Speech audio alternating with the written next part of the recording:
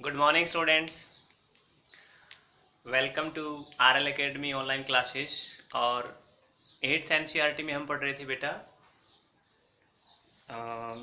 Tribals, Dikus and the golden vision of golden age, ना 4th chapter. तो हमने क्या देखा in this topic? We were talking about the Dikus and tribals की tribal जो थे, आदिवासी जो ग्रुप थे, वो कैसे रहते थे, how what are their traditions, what there are cultures, है ना, ये सब पढ़ रहे थे ना। तो we had completed to topic of this chapter. Jhum cultivation हमने पढ़ा था, फसलों को कैसे वो बोते थे कि ऊपर वाला शीशा काट दिया पेड़ का, जला दी वहाँ की वेजिटेशन को, ऐश को स्प्रेड कर दिया, बीज को ब्रॉडकास्ट कर दिया और उसके बाद में खाया पिया और वहाँ से निकल गए, मतलब वहाँ से मूव हो गए। बात समझ में आई थी ना? ये था जूम कल्टीवेशन। सेकंड था some were hunters and gatherers. So last class में वी हैड डिस्कस की सम वर हंटर्स, कि उनमें से जो कुछ लोग थे, मतलब ट्राइबल्स जो थे आदिवासी ग्रुप में, कुछ ग्रुप ऐसे थे, कुछ लोग ऐसे थे जो हंटर्स और गैदर्स थे। हंटर्स मैंने क्या बताया था? जो मतलब शिकार करते थे, जानवरों को मार कर लाना, उनकी स्किन को बेच देना, मीट को बेच देना, खुद भी शेयर कर लेना, ये सब उनको सिस्टम चलता रहता था। गैदर्स मतलब जो कलेक्ट थे, फूल को, मतलब फ्लावर्स को, हनी को, और बहुत सारी अच्छी सैंडलवुड होता है, देखो चंदन बहुत ज़्यादा कॉस्टली होता है, वो मिल जाए तो मतलब बहुत ज़्यादा पैसे मिल जाए, तो गैदर्स। थोड़ा सा हमने डिस्कस किया था कि गैदर्स और जो हंटर थे उनको वो डिपेंड किस पर थे? मनी लैंडर और जो लोकल वीवर थे, है ना। भाई मैं अगर फूल चुन के ले आऊँगा, बहुत सारा फूल ले आया, मैं फ्लावर्स ले आया, बहुत सारा हनी ले आया, लेकिन उसको यूज़ करने वाला, कंज्यूम करने वाला भी तो चाहिए ना। तो मैं किस पर डिपेंड रहूँगा? जो मेरा हनी खरीदेगा, बदले में मुझे वो पैसे देगा। तो ये आपस में कनेक्टेड थे। लेकिन हमने क्या पढ़ा था कि मैं जो हनी बेचता था, मैं जो फ्लावर बेचता था उसको, वो बहुत कम पैसे मुझे देता था और बदले में बहुत कॉस्टली जो प्राइस से कपड़े हो गए, जो भी फ्रूट था, ग्रेन्स था, जो भी मुझे मिलता था, मतलब मेरा एक प्रकार से मेरा मतलब ऐसे होता था कि भाई बहुत ज़्यादा सिस्टम, मेरे से बहुत ज़्यादा पैसा लेना और बदले में कम पैसा मुझे देना, ये था। ठीक है, आज वाला टॉपिक है बेटा क्या? सम हर्टेड एनिमल्स। ठीक है, देखो हम क्या पढ़ रहे हैं? ट्रेडिशन ऑफ ट्राइबल्स, है ना। ट्राइबल्स की क्या क्या ट्रेडिशन थी। तो दो ट्रेडिशन हमने जान ली कि जूम कल्टीवेशन करते थे, ऐसे ऐसे रहते थे।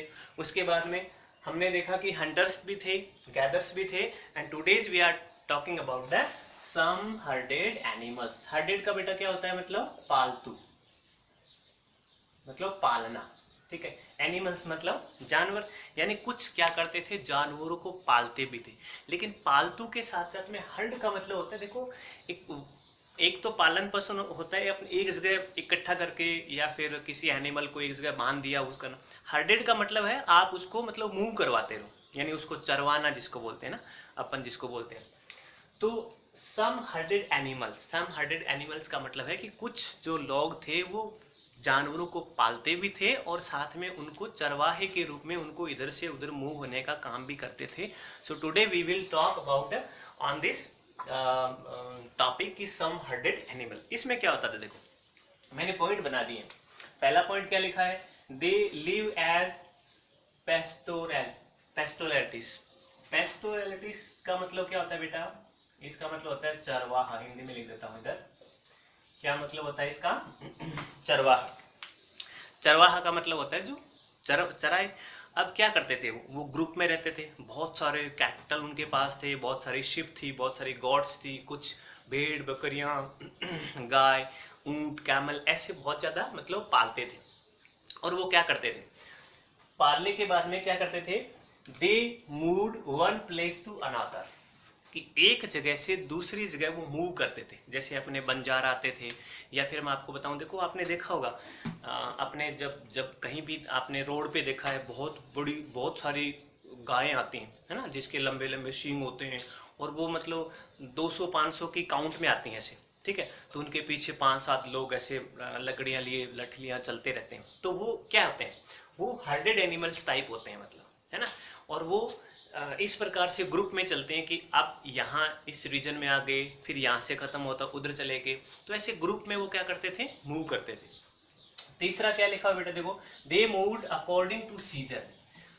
देखो भाई सीजन के अकॉर्डिंग क्यों मूव करेंगे, सीजन का मतलब है देखो अब हमारे रेनी सीजन है ना, तो रेनी सीजन में बहुत ज़्यादा यहाँ पर ग्रास है, so many crops are here, है ना। तो रेनी सीजन में अगर मान लो यहाँ कोई हर्ड ले आता है, कोई एनिमल लेके आता है, तो उसको इजीली ग्रास मिल जाएगा ना। और वही मान लो अगर मार्च अप्रैल में आ जाए जहाँ पर सूखा है, लू चलती है ना, तो खाएगा क्या, मिट्टी तो खा नहीं सकता वो, है ना। तो उसको क्या मिलेगा, यहाँ पर कुछ नहीं मिलेगा। तो सीजन मतलब बहुत समझदार होते हैं वो। रेनी सीजन में राजस्थान एरिया में आएंगे, उसके बाद में जैसे रेनी सीजन खत्म होना होगा, ज़्यादा विंटर आएगा तो वो और थोड़ा सा इधर बढ़ जाएंगे, यूपी साइड में जो मतलब रिवर बेसिन है ना। फिर वहीं से ख़त्म हो गए तो और इधर मतलब हिमाचल साइड में चले गए। तो जहाँ जहाँ उनको ग्रास मिलती है वो मूव करते रहते हैं सालों साल, ठीक है। आगे देखो ट्राइबल ग्रुप, एरिया और हर्ड, चलो इस पर मैं बात करता हूँ, ठीक है। ये बात समझ में आई आपको कि सम हर्डेड एनिमल्स की कुछ ट्राइबल जो ग्रुप था वो जानवरों को पालता भी था और उनको पालने के बाद एक जगह नहीं रहते थे, वो मूव करते रहते थे, सीजनली मूव करते थे, जानवरों को साथ लेकर के चलते रहते थे सीजन के अकॉर्डिंग। जिस सीजन में वहाँ जहाँ उनको ग्रास दिखता था, पानी की अवेलेबिलिटी थी, they move to that particular place. So this is the basic idea of some herded animals, ठीक है। so how many topic we had completed? 3. Zoom cultivation, some were hunter and gatherers, and today some herded animals कि there are few आप कह सकते हो there are a number of tribal groups, ठीक है, which herded animals and they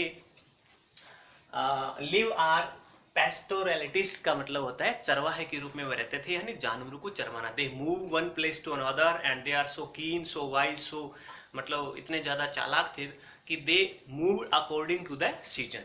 अब आपको ये चीज़ें है ना, 3 ये चीज़ें बहुत याद रखनी बेटा, tribal group, area and heard, ठीक है। और इन तीनों को आपको नोट्स भी बनाना है और मुझे नोटबुक में लिख करके भेजना है। समझ में आ गया ना। मतलब पहले आप क्या बनाओगे, एक कॉलम बना लोगे, एक कॉलम में लिखोगे आप सबसे ऊपर ट्राइबल ग्रुप लिखोगे, उसके बाद एरिया लिखोगे, उसके बाद लिखोगे हर्ड, यानी किस चीज़ को वो पालते थे या बेसिकली उनका क्या था, ठीक है। देखो वैसे तो बहुत ज़्यादा मतलब पाला जाता था, लेकिन कुछ ऐसी ट्राइबल्स थी, कुछ ऐसी जातियाँ थी जो स्पेसिफिक थी कि ये जाति उस चीज़ को बहुत अच्छे से पालती है, हर्ड करती है, उसको चरवाहे के रूप में जानी जाती है। तो पहला देखो बेटा, पहला है वैन गुज्जर्स, ठीक है। वैन जो गुज्जर्स थे they basically lived in the Punjab, यानी पंजाब एरिया से वो बिलोंग करते थे और वो किसका हर्ड करते थे, कैटल। कैटल मतलब मवेशी हो गए, यानी उसमें गाय भी आ सकती है, भैंस भी आ सकती है, उसमें कैमल भी आ सकता है, ठीक है। तो आपको याद रखना है Van Gujjars from Punjab and their herd name is cattle, ठीक है। सेकंड देखो गद्दीज, गद्दीज ऑफ कुल्लू, ठीक है। कुल्लू सुना होगा ना, हिमाचल कुल्लू, कुल्लू वो क्या थे, शेफर्ड्स थे। वो क्या थे, शेफर्ड, मतलब बेसिकली शिप ज़्यादा वो रखते थे, भेड़ को बहुत ज़्यादा वो पालते थे। तो बेसिकली अगर किसी के पास भेड़ है और वो भेड़ कोई ट्राइबल ग्रुप लेके जाता है तो बेसिकली ये समझा जाता था कि they are belongs to Kullu and they are belongs to Gaddis tribal group, यानी इनकी मतलब आप कह सकते हो जाति, जैसे अपनी जाति बनाई ना वैसे थे। लास्ट देखो बकरवाल, ठीक है। बकरवाल कहाँ के थे, कश्मीर के थे and they are known as the god, मतलब पैस्टोरलिटिस्ट माना जाता है, यानी उनको बकरी के चरवाहे के रूप में स्पेसिफिक जाना जाता था, ठीक है। तो ये तीनों चीज़ों को आप एक मतलब एक डायग्राम बनाओगे, डायग्राम एक मतलब टेबल बना सकते हो।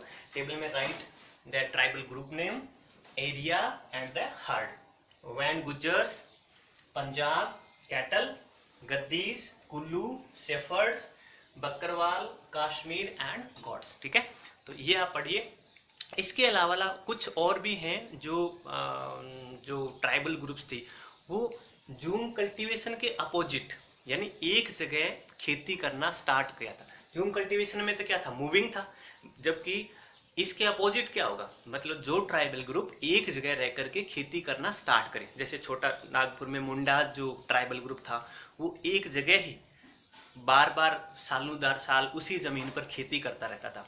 तो ये हम we will talk in the next classes. तो ये 4 चैप्टर ही आपके ट्राइबल ग्रुप्स में वो कंप्लीट हो जाएंगे। तब तक के लिए आप कुछ रिवाइज करिए। Take care.